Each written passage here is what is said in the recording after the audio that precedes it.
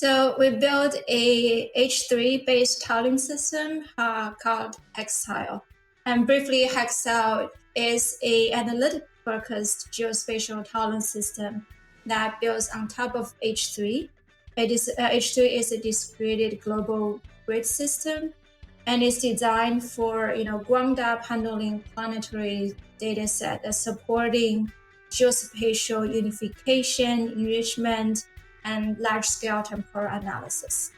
If you listen to all the keywords I was saying, a lot of the keywords when it comes to Hex Tile is really about running analysis on a unified global grid system.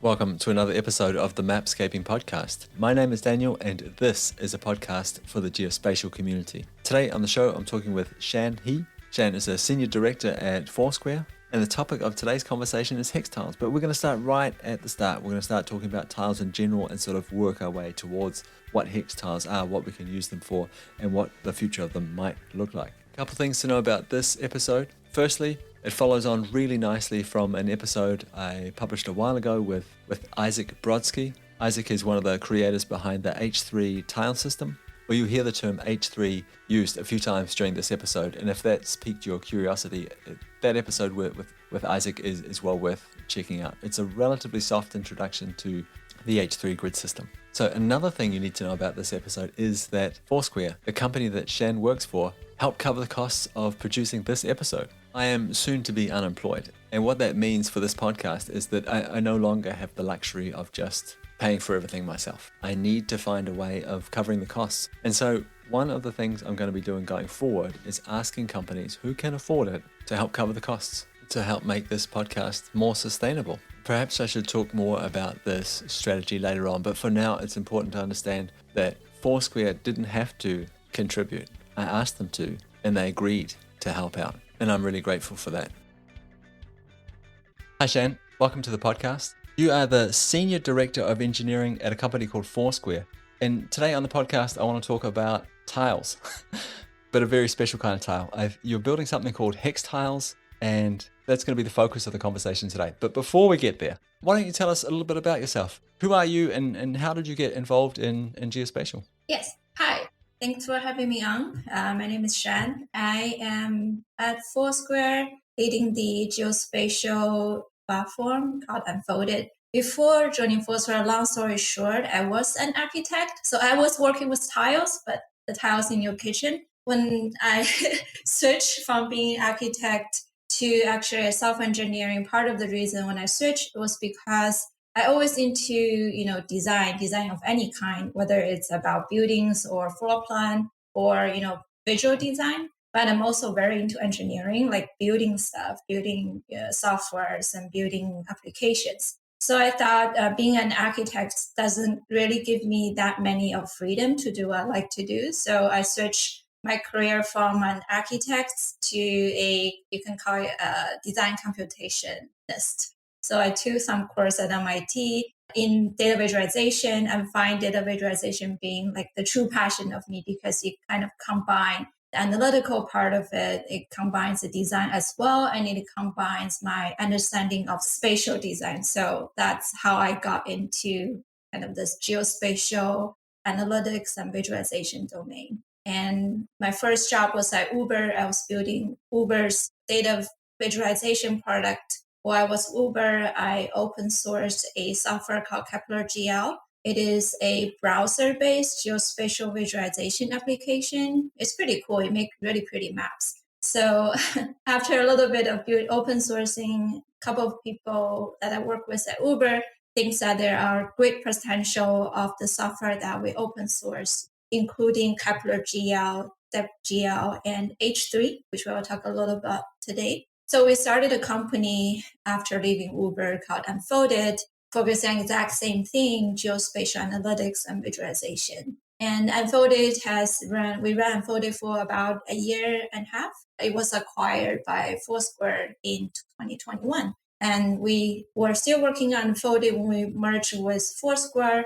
Basically, Foursquare wanted to acquire Unfolded as its geospatial platform offering. So we were lucky enough to be still working on the same thing as we started the company. And now today I'm and director of engineering at Foursquare, but behind the scene, I'm still a engineer myself. I'm still managing the teams, building cool stuff, including Hex Tile. So that's how I ended up here. You have come a long way, a really long way. If you don't mind, I'd like to just ask you a few questions about your past there. So, when was it that you developed all these software engineering skills or learned them? Was that during your architect training? Or was this on the side? Where did you do that? I started doing that when I was in architecture school because there's one type of architecture courses called parametric modeling, which is really cool. You actually write algorithms in your 3D modeling software to generate the different shapes that can be controlled by code. So that's when I got introduced to kind of computer science or coding. After doing a little bit of that, I just felt like, I can't stop doing it. But in real world architectural practice, you don't always do, the generative design, the shape that nobody can build. So I started a master's degree at MIT under the architecture school. There's one specific area called design computation. And it's a 2-year master program where it allow architects who want to learn more computer science and then pick their own career paths, combining their skill in architecture and the new acquired skill in computer science. So that's when I actually systematically learned coding, starting from C, which is who would do that today. But that's something I started learning, and then but ended up focusing more on front end development, so JavaScript and WebGL, because that's where I can truly express my passion with design, and then my passion with building stuff with code. Thank you very much for explaining that to me. You talked about open sourcing something, open sourcing Kepler GL. This might sound like a really naive question. What does open sourcing mean for you? Does that mean, did you build this thing from the ground up and then just say to the world, here you go, let's develop this together kind of thing? Or were you part of a team that was building it? I'm just sort of stuck on that idea of open sourcing. Pretty much what you described, but I think there is also, when we were building this thing, Kepler GL, inside Uber, we weren't just immediately put it out to the world, right? We're building this to solve our business problems that Uber has. They need a browser-based application to visualize large amount of geospatial data. So that's why we started building the necessary pieces that go into the software. And then as the software become mature, we feel like, it is a very generic software. It doesn't necessarily have to work with Uber data because it can work with any type of geospatial data. And it is so unique. And the engineers who work on it, including that, it was the main engineer who worked on it, including a couple other visualization engineers. We just felt like, for a generic software like this, it would be nice to put it out to the world, letting other people also contributing to it. And because it's all client-side software, so we can hosting it without any cost. Basically, we just deploy it to GitHub and let other people play around with it. And that kind of just started growing this community where, when we put Kepler GL become open source, people start using it, and then they come back contributing to it to get to certain features that they would really like to have. Yeah. Okay. Awesome. Thank you very much for that. So the promise of the podcast was to talk about something called Hex Tiles, but I want to start with tiles in general, if that's okay. And again, these might sound like naive questions, but I want to start right at the bottom here. Why do people tile data? Why do we need to tile data? Why are tiled maps interesting? Yeah, that's a fair question. I think we started to tile data when the amount of data we need to handle become large that you cannot just load all of them into your browser. Or we started to work with data that's planetary scale, and we need to find a way to efficiently store them and only load the ones that we need into either processing software or your client-side browser, so that when looking at a map of the Earth, you don't have to load every single street that is on Earth into your browser. You only load a high-level geometry. And once you zoom into closer to a country, you load the data for like different state shape. And when you keep zooming into each state, you load the locations where its cities are or where its major highways are. And when you keep zooming into your own city, you load the little streets, the little corner shops that this city has. So we need a way to effectively encode large scale of geospatial data, break them down into different tiles, hierarchical tiles as well, and load them only when your viewer is looking at it or what the processing needs is. So as far as I'm aware, there's a couple of different ways of doing this, of breaking sort of large data sets down into these hierarchical tiles that you're talking about. And so we can stream them effectively from a source over to a client. For example, I think when a lot of people think about tiles, they might think of raster tiles or vector tiles. Would you mind sort of walking us through the pros and cons of each one of those concepts? Yeah, sure. So I will start with raster tiles because that's the early version of tiles. So raster tiles are image based. So when we are thinking about the maps that you see, probably early stage of Google Maps, all of each the little tiles are actually each image that comes through your browser. Image tile encodes data into every single pixels, and it's very effective because all you need to do is to send image to the client side. Usually you encode data in the RGB channel of each image. And image tiles are specifically good for ground truth remote sensing data. Like when we send satellites into the space, we use the special cameras on satellites to take pictures of the Earth. And those images will capture high depth imagery data. And then when we send it back, those data sets is already encoded into a raster tile format. We just need to process it in the server so we can compress the high depth imagery data into the 256 by 256 8-bit image data that our browser can render, a human eye can consume. So that's a very early stage of tiling using raster tiles. And raster tiles are great because they are very effective. They are lightweight because all you need to do is to, for each tile, you just need to stream an image into the browser. But they are less interactive. When you try to imagine, Google Maps like 8 years ago, every time when you zoom in, you it hides a little bit and then it blurs a little bit and you see a new image comes to you and it kind of clears up. That's because when we encode data in with image tile, there always this break between resolutions, and it's hard to smoothly transition from a lower resolution into a higher resolution data. You have to wait for data to come in and you load them. So that's kind of the cons of image tiles or raster tiles. Since then, there are new tile system was developed called vector tile system. Vector tile system encode data in vector forms. And if you start using Photoshop, you kind of know the pros and cons between a raster image and a vector form. With vector form type of data, we actually encode the actual, lat long of the geometry, and we only render them on the client side.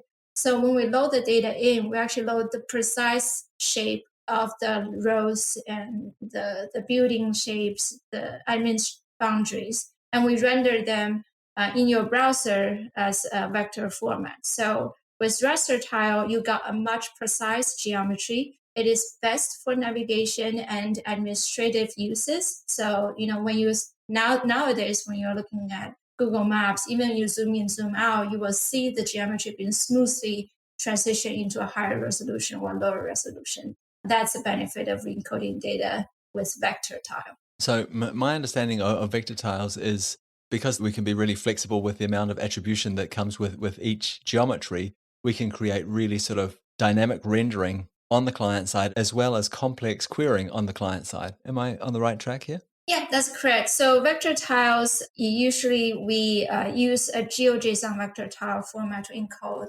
each geometry feature. So with GeoJSON, you not only have a way to represent the geometry, you also have a way to represent abstract properties of this geometry. So GeoJSON always have this property field where you can put in any kind of metrics like name of this road, distance that this road is covered.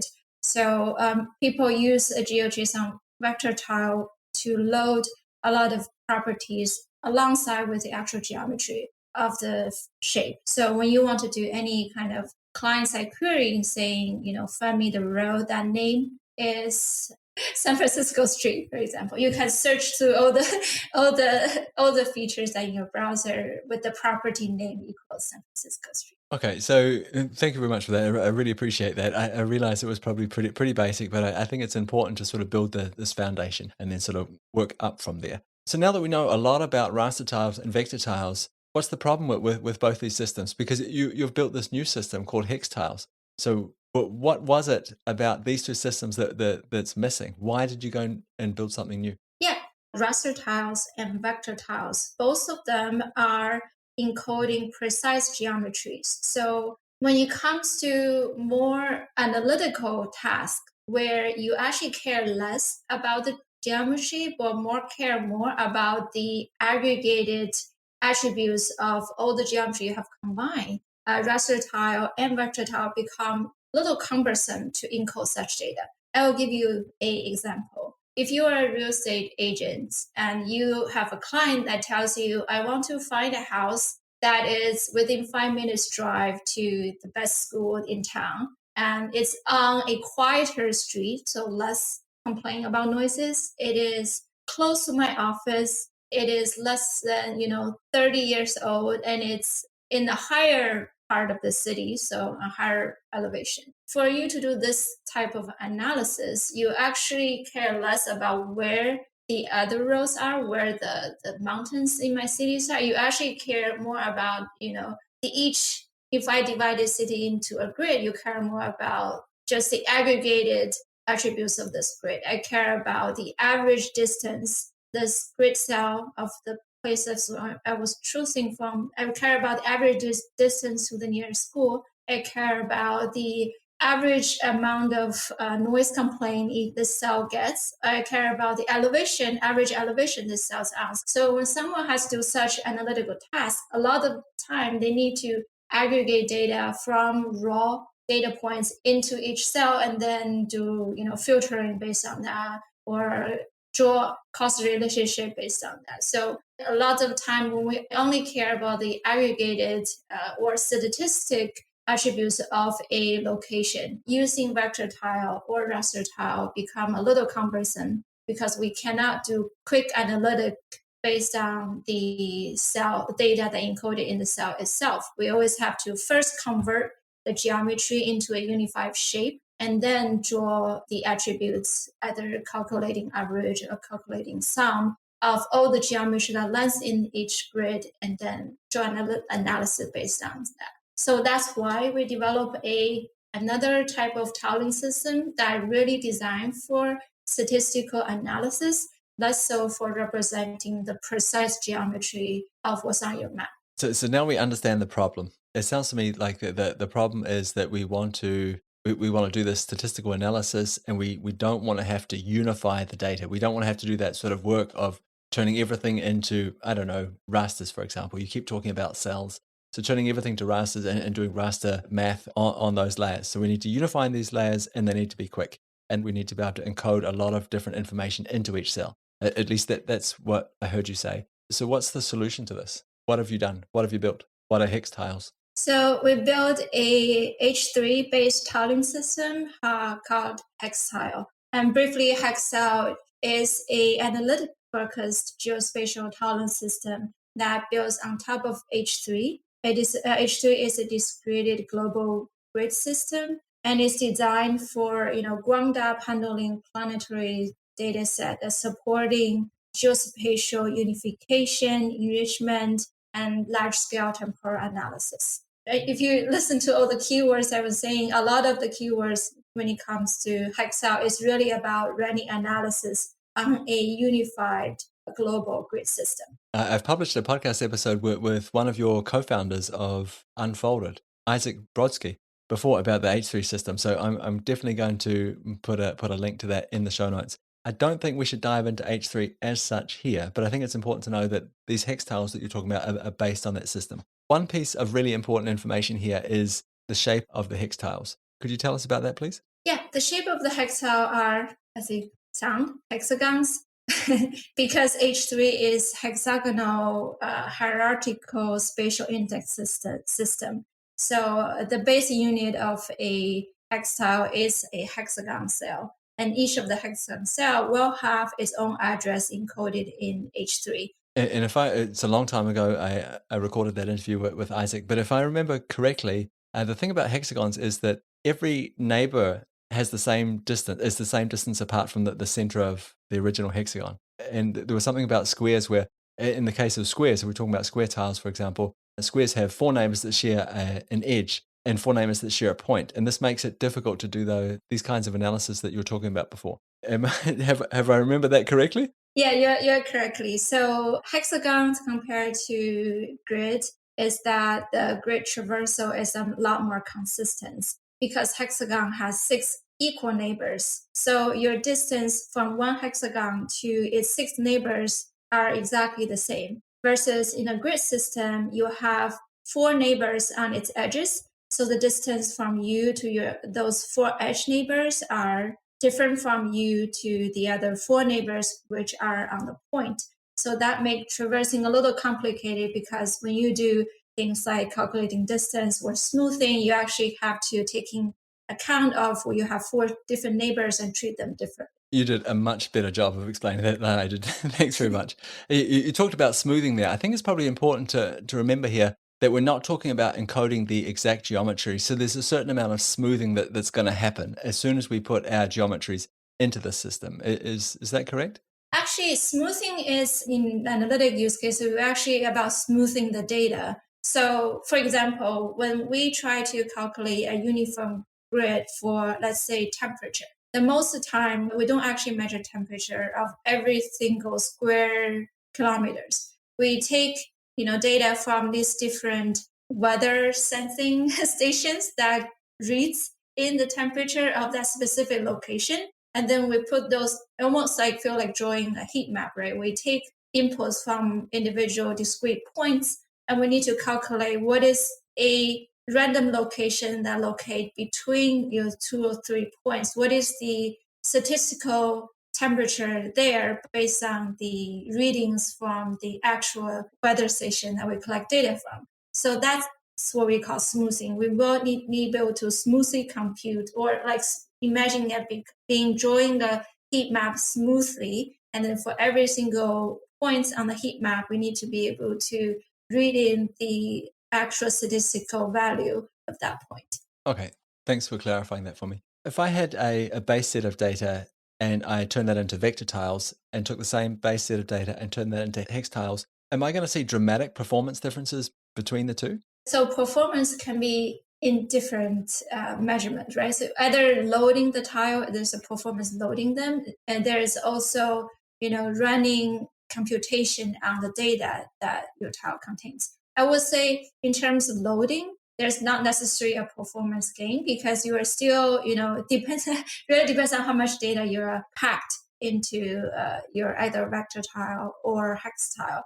Loading them really depends on the size of the data you're loading from or how you're encoding them. But when it comes to computing analysis based on within the tile data, hex tile is definitely a lot more efficient because when we encode data into hex tile, we already did pre-computation, right? We take data and then break them down into the finest hex tile grid that a user will care about.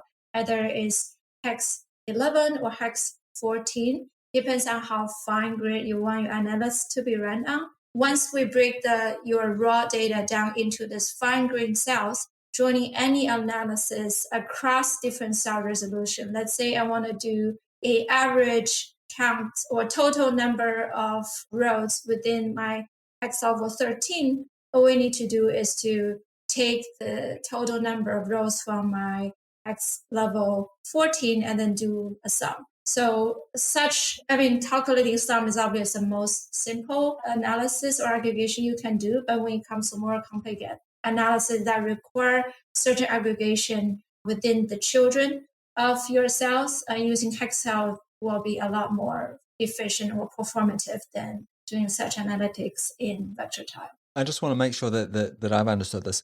You talked about that really fine resolution. I think you mentioned hex 14. So I'm assuming this is the finest cell size that we can create. So finest cell size is actually 15. 15 Okay. is about half meter in radius, but we rarely have to do analysis based that much of fine grain. So I found it, I think the finest resolution hex tile we build is hex 14, and that's about 1 meter in the edge length. I guess my question here is, when we create this grid, are we only creating it at the finest resolution and then doing all of the compute in the client? So aggregating things up in the client, as we call it, depending on the spatial resolution, or are you calculating and building like lots of different cached layers of the grid? Yeah, we are building a lot of cache layers for fast performance.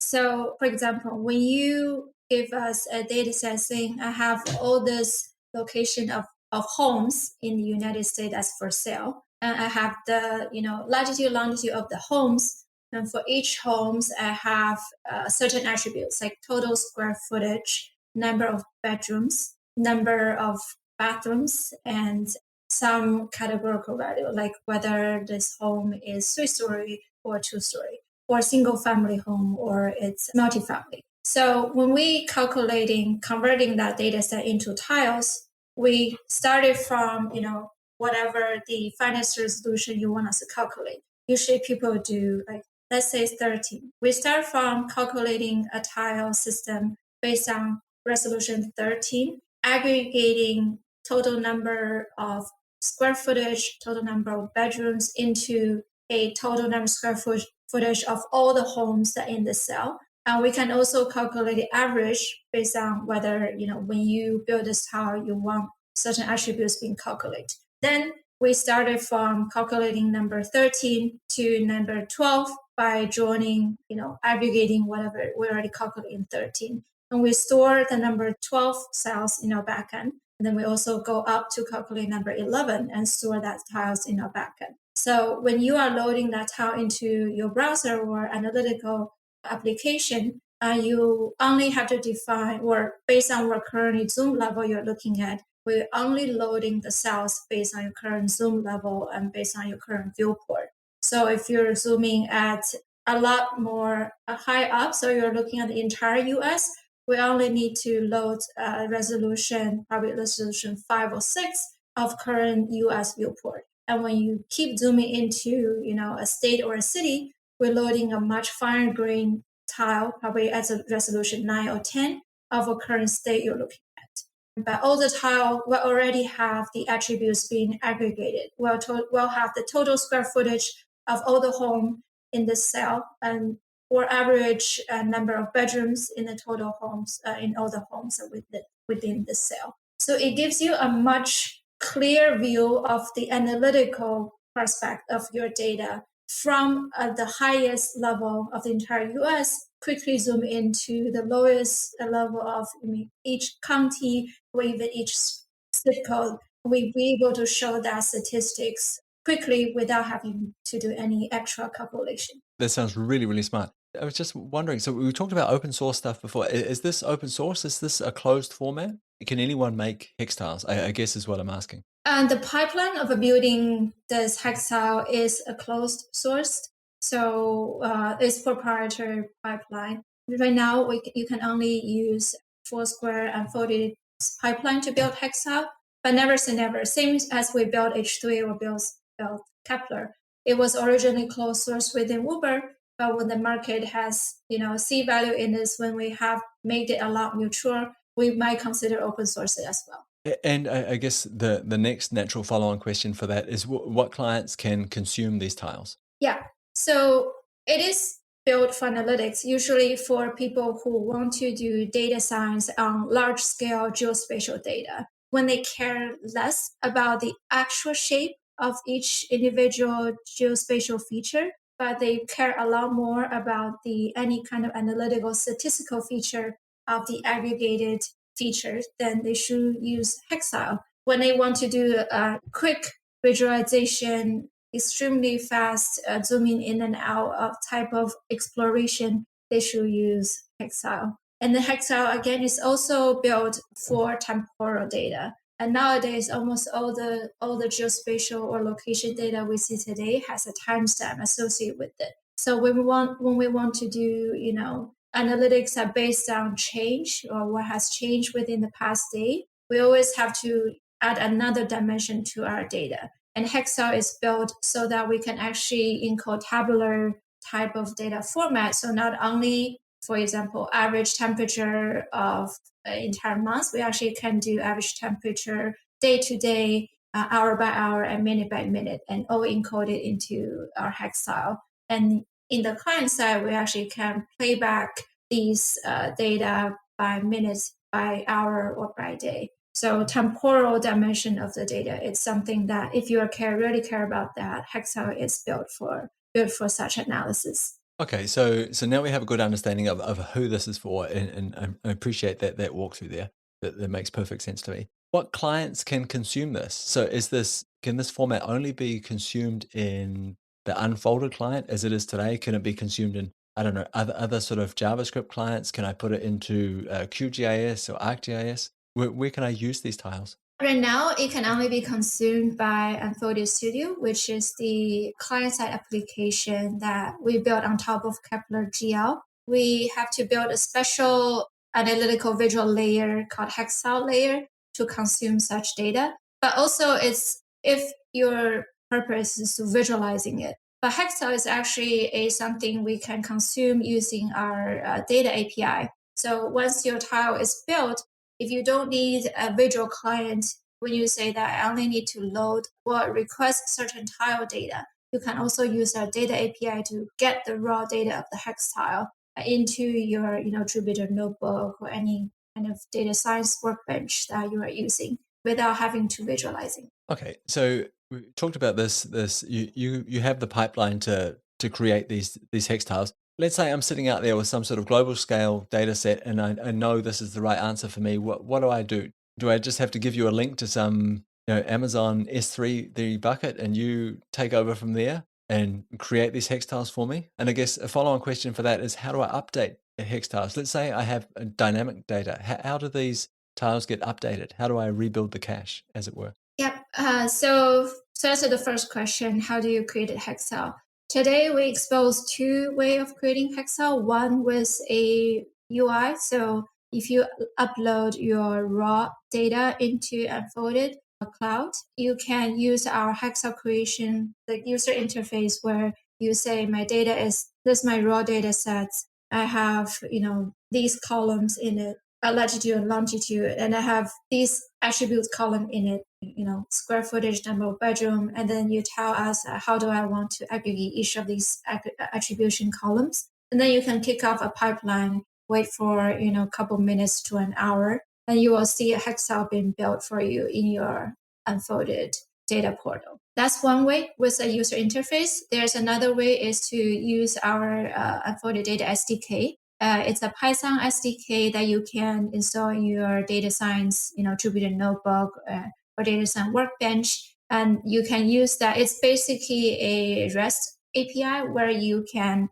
host data to our cloud using the data SDK, and then associate certain same way of associate where my latitude and longitude is, or how to aggregate my attribute column. And then that will kick off our Hex Tile pipeline. And then the final result will also be Hex Tile data set that you can see in your Unfolded data portal. That makes sense. Let's say, again, I have this dynamic data set and I want to update my tiles as the data set itself updates. And let's assume that I don't want to separate it by time. I just want to say, I just want one data set and I want it to update in real time or as near to real time as possible. Can that be done? So when you say update, you mean, can you clarify what update means? Do you mean rebuild the tile where you threw away the last data set, the data with past dates, where you would want to top it off? Yeah, I mean, update is in, let's say I have a cell and that the value that I have stored in that cell that is cached in my tile set is no longer valid because I've got new data. Right. So you will just run the same Hex Tile pipeline again. And then, the destination of where your Hex Tile is, you just give it the same name of your past existing built tile.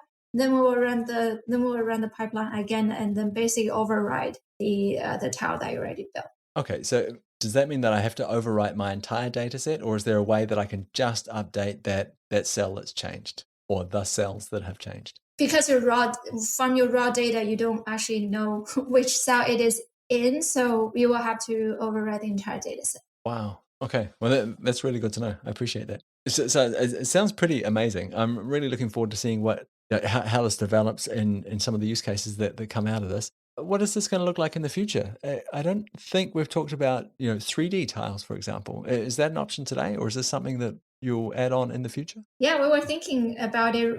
Although H3 by design is a 2D type of projection, and there's you cannot add altitude to H3 to have it different resolution wise. But however, because it's designed for analytics, you can always encode data in its attitude as another attribute in your H3 cell. So we can already join 3D hexagons for visualizing it by just accessing the attributes property of the cell. So that's something already possible, and just probably not. We don't have a way to actually hierarchically build cells that are based on its altitude or 3D dimension. So when it comes to what about the future, really, if you think about the geospatial industry in the past, where people are mostly looking at data from administrative boundaries, looking at data from street addresses or zip code. In the future, I really imagine a future where you are no longer live on 10 Carolina Street, San Francisco 94107. You live on hash code 98176610, something like that, right? I would really imagine a world where we break down the administrative boundary by using a unified grid system for any kind of geospatial analysis. I think there's more and more type of geospatial data sets being generated. People find a way to unify all of them, so you can really unleash the power of geospatial, which is being able to looking at data across different data sources, across boundaries, and seeing them all in front of your eye, quickly zoom in from higher resolution to lower resolution. There shouldn't be anything stopping us from doing it because we have a unified global grid system. So that's the future I imagine, and I was hoping to see it happen with our invention of Hex Tile. Yeah. What do you think is standing in the way? So now you've built this Hex tile, and this is part of moving towards that future that you imagine. What is stopping everyone adopting this, or what do you think the sort of the barriers are going to be to making this sort of widely adopted throughout the geospatial analytic community? So data scientists, they build analytics and presenting to people, like my planner in San Francisco County, or my mayor who all he cares about is where my lower income populations are. So when analysts, when they presenting such analytical maps, the people who looking at it are still used to looking at a chloroplast with zip code or a chloroplast of different census block. So this is people has used to looking at maps with large color blocks that are in different shape because that's the administrative boundary. So when you show them a map with just hexagons, a little cells, they started to feeling uncomfortable. They can't find the zip code that they care about. So I think it's really to slowly get people used to not looking at the actual shape, because really when it comes down to solving real world problem, which zip code it's in is not as important as a more fine grained or unified way of looking at your city. So I think that's so far has been a barrier to adopting hexagon widely. So I would like to suggest another barrier, and I realize we're going to be talking about two sort of slightly separate things, but bear with me for a second, because there'll be people out there and say, look, I just cannot live with the loss of precision in my data that this would cause by turning it into hex tiles, for example. So when is hex tiles not the answer? Yeah, that's actually a fair point. So when you really care about the ground truth, right, the exact meter that my house corner is on, sure, you shouldn't use Hexel. You should just use any kind of existing projection system to draw the actual shape of your building, right? So if you are a construction crew, you need to know exactly where to build the exact foundation of this skyscraper. Yeah, you should just use the actual map that shows you down to centimeter precision or millimeter precision of the location that you care. So I think ground truth data, there's definitely still value looking at ground truth data. So that's when I was talking about Hex Tile, I keep emphasizing is for analytics. Yeah, thank you very much for this. And thank you very much for this conversation. I've really enjoyed it. I've learned a lot, I have to say. And it's always interesting talking to people like you that have done so much, that they've come so far. And yeah, interesting and maybe just a little bit intimidating as well, because a lot of this stuff is new to me. So I appreciate your patience. You've done a great job of we started right at the start, like what is a tile? And now we've come down to the future of hex tiles and when we should use these unifying grids and when we shouldn't. So come a long way, and I really appreciate your time. There'll be people listening to this that think, I need to know some more. Where can those people go if they want to try this out themselves, if they want to see it in action, or maybe learn more about it? The product we launched is called Unfolded. So if you just type in Unfolded AI, you'll see a lot of resources being hosted there. We also, the platform we built to convert your data into Hex Tile, visualizing it is called Unfolded Studio. So studio.unfolded AI will give you, right now, where a lot of these functions I just talked about is for free. So you can join community, start playing around with the Hex Tile data. And you will see a lot of demo maps there that made with Hex Tile. We host our own data catalog on Unfolded Studio, where we converted, U.S. Census demographic data into Hex Tile. We convert agriculture data into Hex Tile. So you want to look at what Hex Tile data is, just go to, our data catalog and load the data and play around with it. Thanks very much. I think I'll find some of those links for the listeners and put them in the show notes of this episode, just to make it a little bit easier for them to track down. Thanks again for your time. Really appreciate it. Yeah, likewise. So I really hope you enjoyed that episode with Shan, talking about hex tiles. As promised in the introduction of this episode, there will be a link to the podcast episode with Isaac Brodsky, all about the H3 grid system. And now that I think about it, we've also published an episode with Paul Ramsey, talking about how you can create vector tiles directly from a PostGIS database. I'll include a link to that as well. If you're into tiles, you might find that interesting. Okay, that's it for me. Thanks for tuning in again this week. Really appreciate it. As always, you're more than welcome to reach out to me. I think perhaps the best place to get a hold of me is probably just through our website, mapscaping.com. You'll find a bunch of ways of connecting there. Okay, we'll see you again next week. Bye.